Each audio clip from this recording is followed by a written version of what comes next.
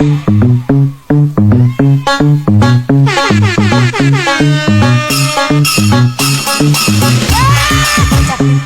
gerong belum mati belum cerong, aja coba baru dirasa. Dah percaya sih kok bagi dua kecapi makanan gerong, coba baru dirasa. Dah percaya sih kok bagi dua.